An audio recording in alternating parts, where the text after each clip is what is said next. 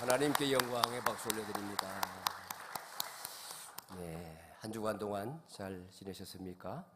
네, 오늘은 앞뒤 좌우에 계신 분과 인사할 때에 올해 우리의 표로 인사하겠습니다. 서로 용납, 서로 용서하고 인사하겠습니다. 서로 용납, 서로 용서. 기도하겠습니다. 하나님 아버지, 이 시간 우리의 예배를 받으신 줄 알고 감사와 찬양과 영광을 살아계신 하나님께 올려드립니다. 이제 우리에게 말씀하여 주옵소서. 생명의 말씀을 주옵소서. 내 영혼이 소생하는 말씀을 주옵소서. 믿음을 화바여 마음에 간절히 사모하며 받게 하시고 말씀의 가르침 위에 우리의 삶을 세워갈 수 있도록 은혜 내려 주시옵소서. 예수님의 이름으로 기도하옵나이다. 아멘. 여러분, 우리 천안의 가장 화려한 지역은 어디입니까? 불당동입니까?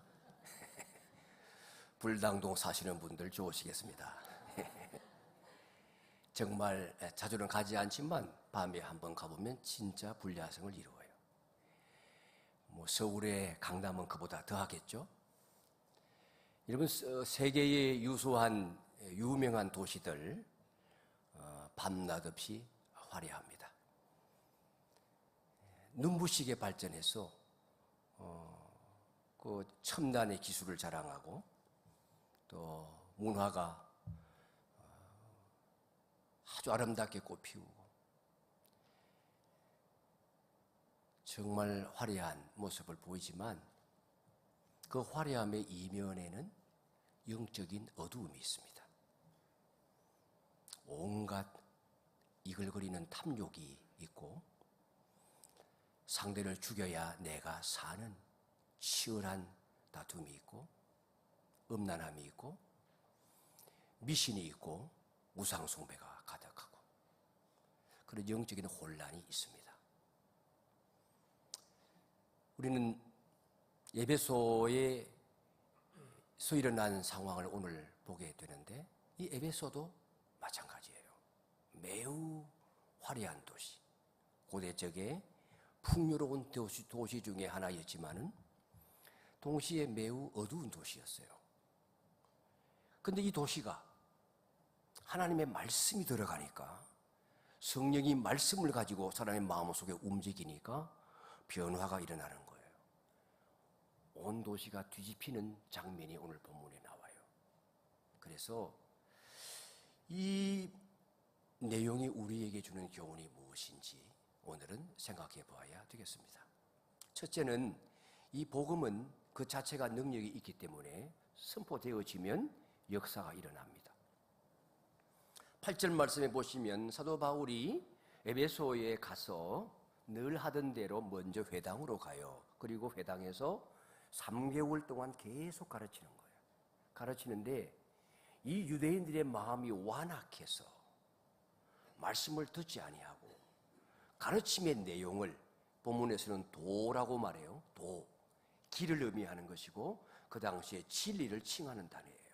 이 도를 비방했다고 했어요. 그래서 사도 바울이 전략을 바꾸어요. 이 회당에서는 큰 효과가 없으니까 서원으로 가서 제자들을 데리고 본격적으로 신앙교육을 제자 훈련을 시키는 거예요.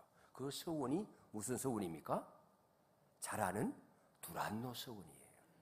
근데 두란노 서원이라고 하는 것은 두란노라는 사람이 가지고 있는 서원을 말하는 거예요. 두란노는 누구예요? 잘 모르겠어요. 성경에 자세한 정보는 없어요. 그런데 이 사람이 서원을 가지고 있다고 하는 것은 서원은 강의용 집회소를 말하는 거예요. 그렇다면 가르치는 철학자였거나 그 당시에는 그런 일들이 많았으니까 그 다음에 교육가였을 것으로 추정을 합니다. 근데 이름이 두란노예요. 두란노라고 하는 말은 폭력, 폭군이란 뜻이에요. 여기서 영어 폭군이 나왔어요. 아버지가 지어준 이름일까요? 폭군의 의미는 어쩌면 리더가 되라는 뜻도 있을 수는 있겠죠. 학자들은 어쩌면 배우는 학생들이 지어준 별명일 수도 있다고 생각을 해요. 제 고등학교 때 선생님 가운데 별명이 독사가 있었어요. 독사. 우리 학생들은 떠들고 놀다가 그 선생님은 야 독사 온다 그러면은 얼른 방 들어가서 교실에 들어가서 자리를 잡고 조용하게 앉아 있곤 했어요. 얼마나 독했으면 그 학생들이 지어준 이름이 독사였겠어요. 이 두란노가 그런 이름이었는지도 모르겠어요. 학생들이 붙여준 별명이었을 수도 있어요. 다른 정보는 없어요. 근데 이 두란노는 선생님이었을 것이기 때문에 이른 아침부터 일과가 시작되면 서늘한 시간에는 강의를 하는 거예요. 그러면 낮 시간은 더운 시간이니까 서지를 않아요. 그래서 바울이 요청했을 때에 낮 시간에 서원을 활용할 수 있도록 기꺼이 빌려준 것 같아요. 그래서 학자들은 이 바울이 오전 11시부터 오후 4시까지 이 서원을 빌려서 사용했을 것으로 생각을 합니다. 이 지중해 연하는 기후 때문에 일찍이 일과가 시작이 되어지고 11시부터 공적 활동이 중지가 돼요. 그러면 점심 식사를 하고 1시가 되면 낮잠을 즐겨요. 그러니까 여러분, 이 사도 바울은 남들이 피곤하여 잠을 자고 쉬는 그 시간, 더운 날씨에 그 더위를 참아가면서 얼마 동안? 무려 2년 동안 매일같이 제자들을 불러 모아 강의를 한 거예요. 복음을 전한 거예요. 하나님의 말씀을 배우고도 끝이 없는 거예요. 이 말씀을 2개월, 2년 동안 가르치니까 결론이 무엇입니까? 그 지역의 모든 유대인들과 헬라인들이 주의 말씀을 듣더라 그랬어요. 들으면 변화가 일어나는 거예요. 진리는 전하면 말씀이 능력이기 때문에 이게 여러분 사람의 말이 아니라 오늘도 말씀을 들을 때에 이 못난 목사가 서서 전하니까 사람의 말로 들으시면 안 되는 거예요. 말씀 들을 때에 성령의 역사에 사로잡혀야 되는데 이 생각이, 눈은 저를 쳐다보고 있지만 생각은 엉뚱한 데로 가서 사탄의 유혹을 받아서 진짜 본질적인 것은 텅 비어버리고 예배 시간 1시간만 있다가 가는 사람들 많아요. 이 시간에 하나님을 만나야 되는 거예요. 저를 보지 마세요. 제 음성이 들려도 이 속에서 하나님의 음성을 들으셔야 돼요. 말씀은 하나님의 말씀이기 때문에 그게 능력이 있어서 그렇게 말씀을 믿음으로 받아들여야 내가 변하고 역사가 일어나는 거예요. 복음은 담대히 선포되어져야 되고 선포될 때에 그 자체가 능력이 있어서 나를 변화시키는 거예요. 역사가 일어나는 것입니다. 중동 출신의 모하메드라고 하는 사람이 이 폭력과 삶의 고통을 경험하고 난 다음에 복음을 받아들이게 돼요. 회심을 하면서 성경 공부 모임에 참석을 하고 성도들의 신앙 공동체에 참여하게 되면서 삶이 변화되어져요. 변화되어지고 난 다음에 자기의 가족들을 전도해요. 예수 믿게 만들었어요. 가정교회를 세워가서 결국은 60여 개의 가정교회가 탄생했다고 하는 기록이 있어요. 말씀은 생명 있는 씨앗과 같아요. 이게 심겨지면 아무리 작아도 놀라운 열매를 맺는 나무로 자라는 것입니다. 여러분, 겨자씨 비유가 있잖아요. 겨자씨 나무의 씨앗을 보셨어요? 우리나라의 한약 제품 가운데 자전자라고 하는 게 있어요. 한약을 지어오면 그 밑에 잔잔하게 깔려져 있는 씨앗들이 있어요. 손으로 집으면 이 지문에 수십 개가 달라붙어요. 겨자씨도 마찬가지. 지문에 붙어서 떨어지질 않아요. 바닥에 떨어지면 찾을 수가 없을 정도로 작아요. 그런데 그 안에 생명이 있기 때문에 심어 놓으면 2m, 3m 크기로 마치 나무처럼 자라나 거기에 새들이 와서 깃들인다고 하지 않았습니까? 이 복음은 내게만 능력을 주는 것이 아니라 우리가 복음을 전하면 듣는 이의 마음속에도 열매 맺게 되는 거예요. 혹시 우리가 복음을 전하는 일에 주저하고 있지는 않습니까? 거부당할까 봐 두려워하고 있지는 않습니까? 우리 초기에 교회가 전도에 열심을 기울일 때에 온 교인이 전도지를 들고 사역리 훈련을 받고 전도하러 나갔었어요. 자기들 속한 지역으로 가기도 하고 삼거리 공원에 가서 전도하기도 했어요. 그때 제 전도를 받고 오신 분 지금 우리 집사님이 되시고 결혼도 하시고 자녀도 나오셨어요. 근데 공사하느라 오래도록 문을 닫았는데 9월 1일 날 새로 개장을 했어요. 가보니 많은 사람들이 와서 거니는데 아주 잘 만들어놨어요. 아직 안 가보신 분들 삼거리 공원에 구경 가시길 바랍니다. 많은 사람이 강아지들 데리고 와서 산책하고 뛰고 놀고 하는데 아주 좋아요. 저는 뭘 생각했겠어요? 전도하기에 진짜 좋은 장소구나. 그 무대를 만들어 놓았는데 그 허락을 한다면 아마 종교 집회를 허락을 안 할 가능성이 많지만 우리 교회가 야외 예배 한번 드리면 좋겠더라고요. 무대 잘 만들어 놨어요. 우리가 복음을 전하면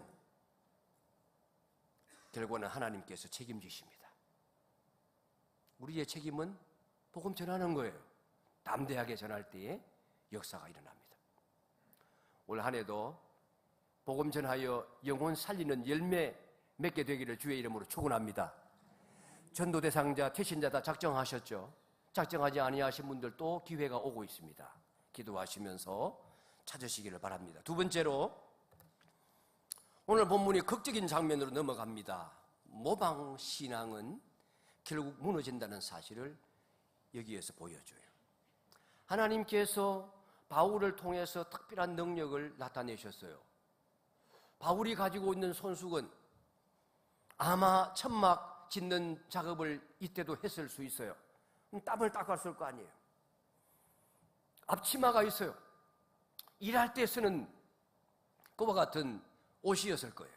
근데 이런 것들을 가지고 아픈 환자의 몸에 얹으면 낫는 역사가 일어나고 그 사람에게 잡혀있던 귀신이 나가는 역사가 일어나는 거예요. 여러분, 이와 같은 기적은, 표적은 우리가 사인이라고 말해요. 사인. 그 사람을 보라는 것이 아니라 그 사람은 하나님께서 세운 사람이라는 것을 알라는 뜻이에요. 사도 바울이 비록 예수님과 3년 동안 동행하며 제자 훈련을 받지는 않았지만 하나님께서 특별히 택하여 그의 복음을 전파하기 위하여 세우시고 쓰시는 사도라는 사실을 알게 하기 위한 표적이라는 거예요. 능력을 주어서 그가 전하는 말씀은 진리다. 그는 복음을 전하는 자이다. 이 사실을 사람들이 받아들이게 하기 위하여 그에게 특별한 능력이 나타나게 하시는 거예요. 능력이 나타날 때는 능력을 보면 안 되는 거예요.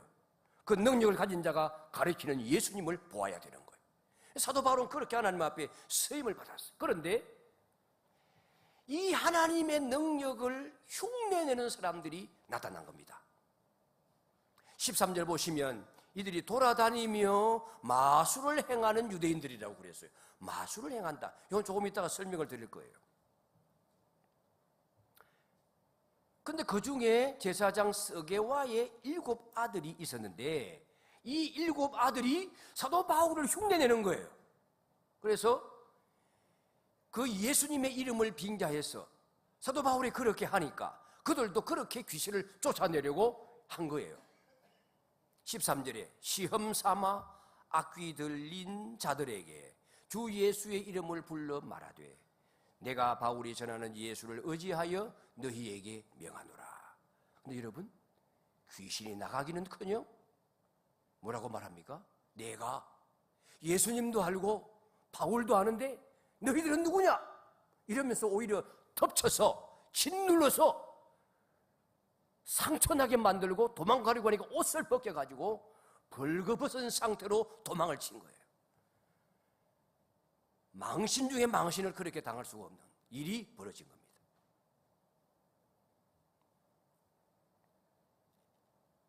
여러분, 자기 옷이 벗겨져 벌거숭이가 된 것처럼 그들이 가지고 있는 신앙적인 허위가 적나라하게 드러난 거예요.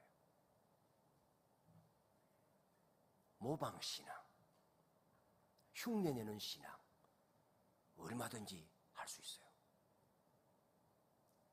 교회 좀 다니다 보면 기도 못하던 사람이 기도 잘하게 돼요. 청산유수같이 흘러가면서 무르르듯이 기도 잘할 수 있어요. 예배 드릴 때 경건한 모습으로 예배 드릴 수 있어요. 두 손 모으고 머리 다소곳이 숙이고 간절하게 기도하는 모습을 보일 수 있어요. 봉사생활 얼마든지 잘할 수 있어요.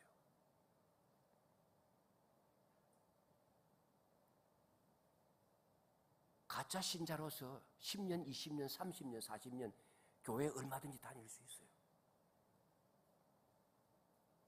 근데 껍데기 신앙은 결국 드러나는 거예요. 위험한 거예요. 발가벗기짐을 당할 때가 오는 거예요. 불명예스러운 일을 당할 때가 오는 거예요. 그래서 여기에서 중요한 교훈을 배워야 돼요. 예수님의 이름 주여 주여 한다고 천국 갈 수 없다고 그랬어요. 주님의 이름은 능력이 있지만 주문이 아니에요. 흉내내어 말한다고 능력이 내게 오는 것 아니에요.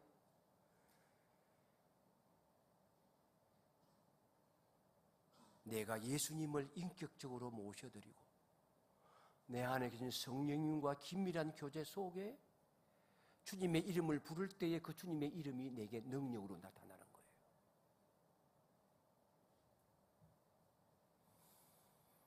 그러니까 신앙생활 하시면서 가면을 쓰고 다니는 분은 가면을 벗으세요.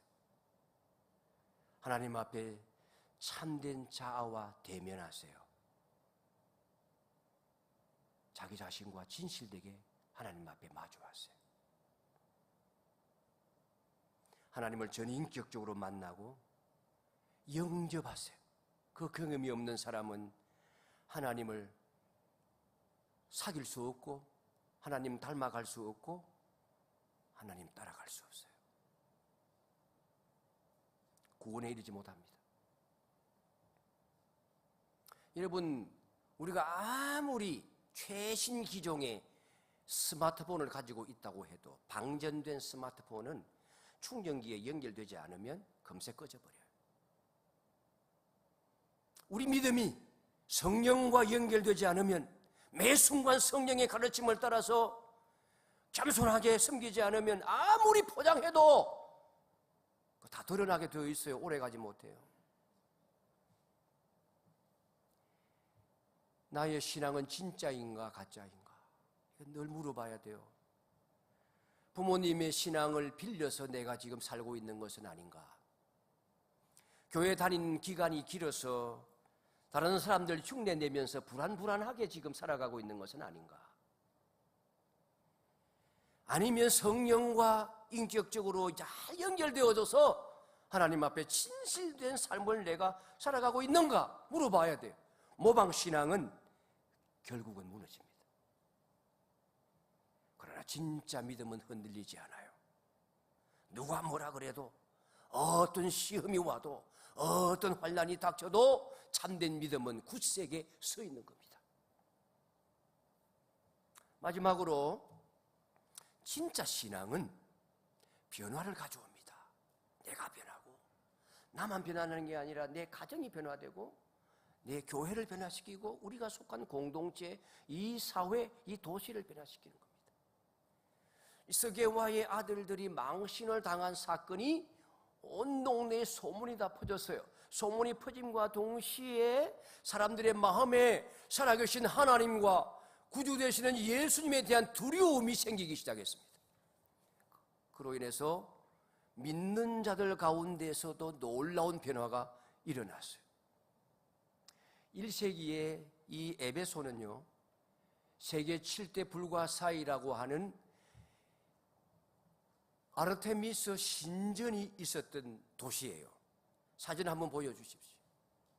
저게 가상도시지만 실제 그 신전을 그대로 재현해낸 그림입니다. 제가 여러분 저렇게 보이니까 얼마나 큰지 잘 짐작이 안 가시겠지만 길이가 200m.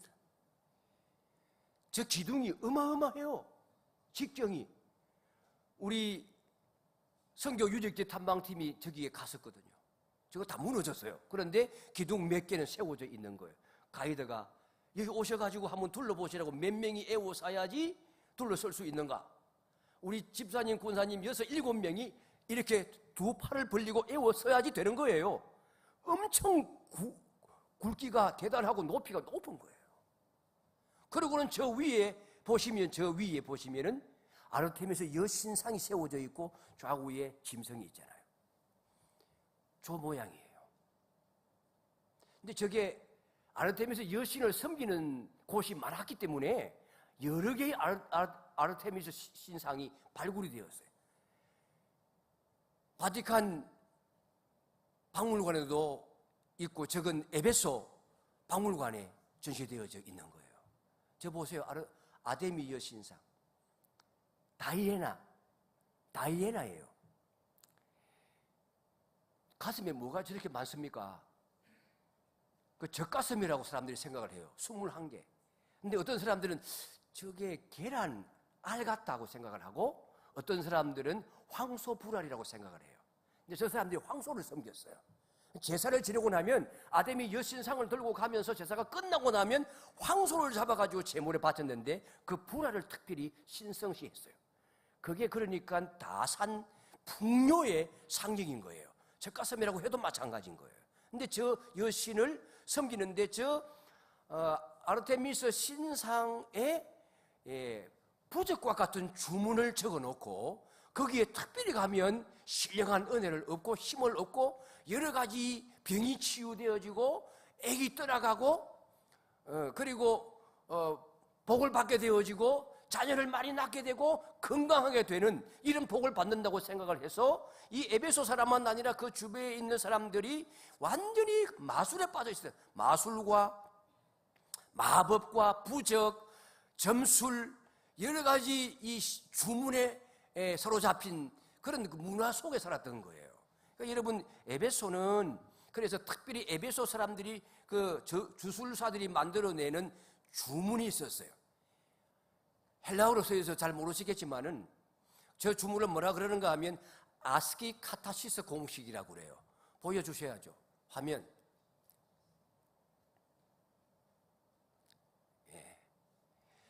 헬라어로 되어 있는 거예요. 제가 읽어보게 되면 아스키 카타시스 릭스 테트락스 담나메누스 아이시온 그렇게 되어 있는 거예요. 무슨 뜻이에요? 몰라도 돼요. 아무 뜻이 없는 거예요. 아시겠어요? 그런데 이 에베소의 저 주문이 매우 중요한 주문이에요. 조금 다른 변형된 주문도 있어요. 그 주술사들이 마술하는 사람들이 저걸 만들어 놓고 고대의 다른 나라의 대부분의 주술들도 여기서 나온 것들이에요. 예.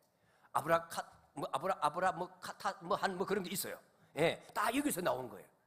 그런데 저런 것들을 붙여놓고 저런 것들을 써서 몸에 붙이면서 부적처럼 달고 다니는 거예요. 그래서 어떤 경기 운동선수는 올림픽에 나갈 때 저걸 몰래 속옷에다가 탁 붙여놓고 갔더니 여러 번 연성을 한 거예요. 그런데 이걸 탁 떼고 갔더니 계속 졌다고 하는 그런 기록도 나올 만큼 거기에 대한 신뢰가 매우 큰 거예요. 근데 이러한 것들을 곳곳에 책에 기록을 하고 여러 가지 그 주술법들 치료하는 방법들을 써놓은 책들이 한두 개가 아닌 거예요. 그걸 들고 다니면서 주술을 행하여 돈을 받고 살아가는 사람들이 있었던 겁니다. 이것을 뒷받침하는 몇 가지 자료들을 한번 사진으로 보십시오. 저 처음에 나오는 것은 악령을 물리치는 주술용 부적이에요. 저기도 가운데 보면 아데미 여신이 있어요. 그 다음에 두 번째 거는 치유를 기원하는 저 만호 보석이에요. 만호 보석 부적이에요. 그 다음에 세 번째 것은 황달 치료를 위한 마법의 요리책이에요. 그 다음에는 아폴로 신에게 도움을 요청하는 부적이에요. 그러니까 이 에베소의 마술이라고 하는 것은 우리가 생각할 때 어떤 몇몇 사람들이 그냥 따라가는 미신 수준이 아니라 도시 전체의 경제와 문화와 엮여져 있는 일종의 산업이었던 거예요. 그래서 이 부적을 가지지 아니한 사람이 없을 만큼 그렇게 미신 문화가 가득했던, 악과 어두움의 세력이 가득했던 곳인데, 바울이 복음을 들고 이 어두움의 세계와 더불어 맞서 싸우며 영적인 청소 작업을 하는 거예요. 그럴 때 복음의 능력이 나타났단 말이죠. 복음의 능력이 드러나니까 마술사들이 위협을 느끼고 자기들이 가지고 있는 책을 전부 모아가지고 공개적인 장소에서 불을 태워버리는 거예요. 여러분, 고대 쪽의 책은 전부 다 필사해내는 거예요. 저기에 컬러풀하게 쓰여진 건 그게 또 얼마나 유색 잉크를 가지고 써서 정성이 많이 들어간 거예요. 책이란 책은 매우 소규모이기 때문에 값비쌀 수밖에 없어요. 그런데 저 마술책들은 온갖 자기들의 생존 기술이 담겨져 있는 것들이니까, 비법이 담겨져 있는 것이니까 전문서적이잖아요. 이 책 가격이 전부 다 얼마라고요? 은 5만이나 되었더라. 은 5만이 얼마예요? 이 은이라고 하는 것은 드라크마의 단위라고 사람들이 해석을 합니다. 은 5만 드라크마. 드라크마는 히브리식의 단위로 말하면 데나리온이에요. 같은 거예요. 근데 1데나리온이 얼마의 가치가 있다고요? 노동자의 하루 품삯이에요. 그럼 노동자의 하루 품삯을 10만 원으로 치면 5만 드라크마, 5만 데나리온은 50억이 되는 겁니다. 그런데 제가 2025년도 건설 노동자의 하루 임금을 제가 찾아보니까 우리나라에 어느 정도 형성되어져 있는가 하니까 18만 원에서 27만 원까지 되어져 있어요. 10만 원은 훨씬 훌쩍 넘는 거예요. 그러니까 그 정도로 계산을 하면 적어도 90억에서 135억 원의 가치가 있는 책을 다 가져다가 불태워버린 거예요.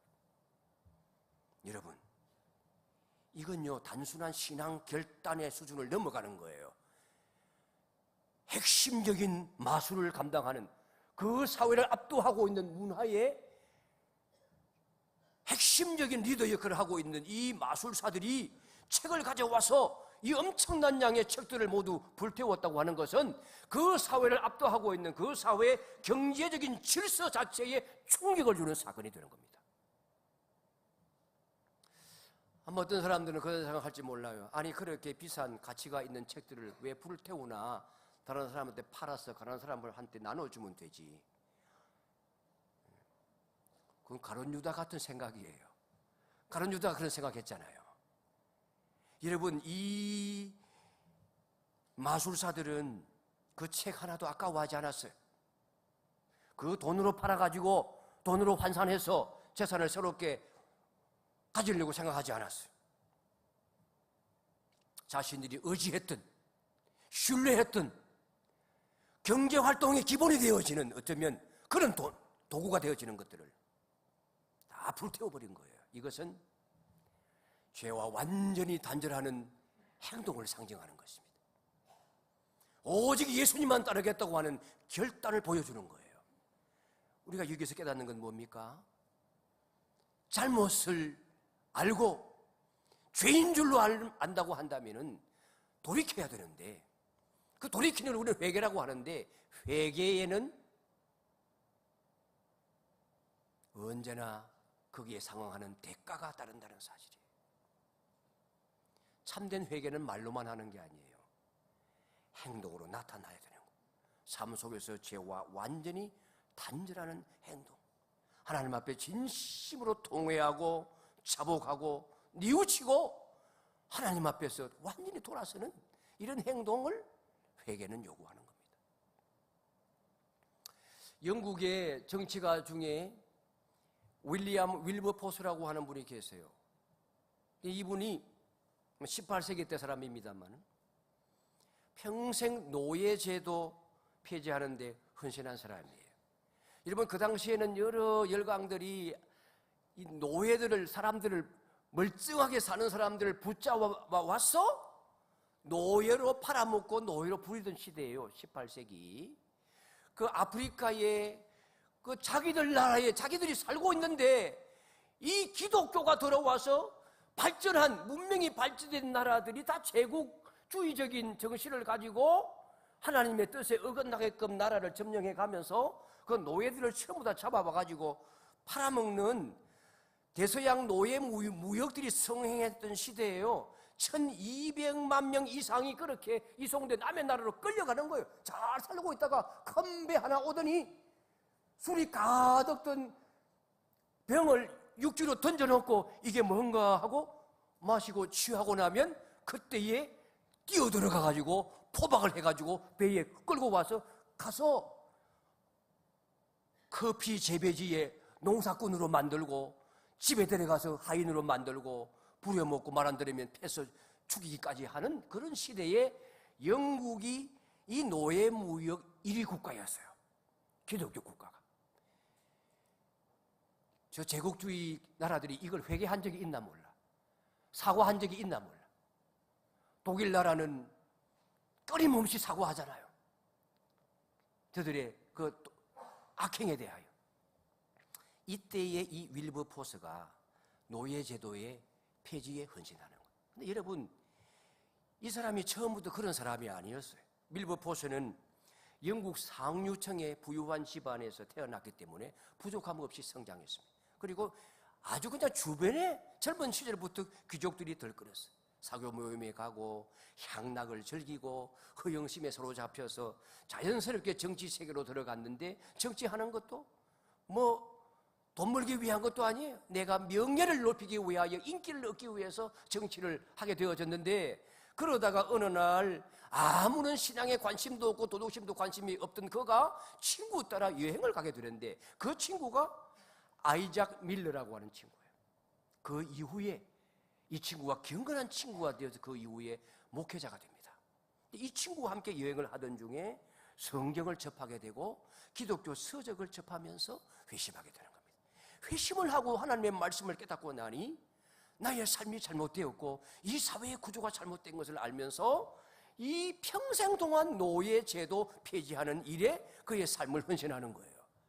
신앙이 들어와 회개하고 새로운 성경적 관점으로 내 인생관이 장착되고 나면 나 혼자 경건하게 살아가는 것이 아니라 나의 경건의 척도를 이 사회에 적용하는 거예요. 그래서 나의 신앙으로 말미암아 사회에 내 책임을 확장하고 그런 말미암아 평생을 노예제도 폐지와 개혁에 헌신하는 거예요.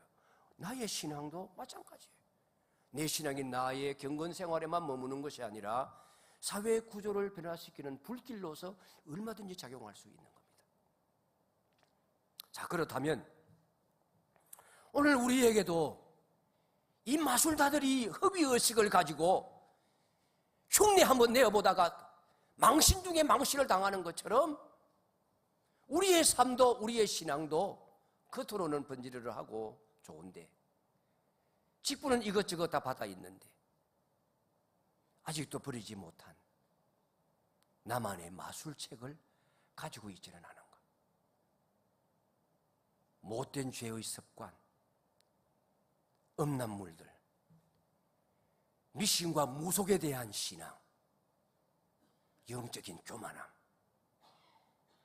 온갖 탐욕들, 내가 영광 받으려고 하는 이기주의, 자아중심성 있지는 않은가. 있다면 회개해야 되는 겁니다. 참된 회개는 이 모든 것들을 끊어내는 거예요. 언제 끊어내야 됩니까? 며칠만 더 가지고 있으면 안 될까요? 그 생각을 끊어야 됩니다. 아니, 많이 갖는 건 아니에요. 하나님, 조금만 가지고 있는 것은 괜찮지 않을까요? 그 생각 버려야 됩니다. 오늘 하나님 앞에서 결단하는 은혜가 있으시기를 주의 이름으로 축원합니다. 그렇게 할 때에 마음의 진정한 자유를 누릴 수 있어요. 하나님 앞에서 진짜 나를 찾아야 해요. 철저히 태우고 버릴 때에 하나님의 말씀의 능력이 내 속에 나타나고 예수님이 내 인생의 주인이 되어질 때에 주님의 이름에 영광을 올려드리는 삶을 살게 되고, 그럴 때 내게 참된 자유와 기쁨이 있고 감사가 넘치는 삶이 이어지게 될 겁니다. 오늘 말씀 우리에게 무슨 교훈을 줍니까? 말씀은 그 자체가 능력이 있으므로 두려워하지 말고 때를 얻든지 못 얻든지 전파하면 주의 능력의 역사가 나타난다는 겁니다. 둘째로 흉내내는 신앙은 오래가지 못합니다. 모방신앙은 무너집니다. 하나님 앞에서 참된 자아 앞에 대면하시기 바랍니다. 마지막으로 진짜 신앙을 가졌다면 변화를 보여주세요. 당신의 삶의 변화를 보여주세요. 그 변화가 다른 사람에게까지 영향이 미치도록 살아가 보세요. 내 가정이 변화되고 우리 구역이 변화되고 우리 교회가 변화되고 이 천안시가 변화되고 충청도가 변화되고 이 민족이 변화되는 삶을 위하여 내가 하나의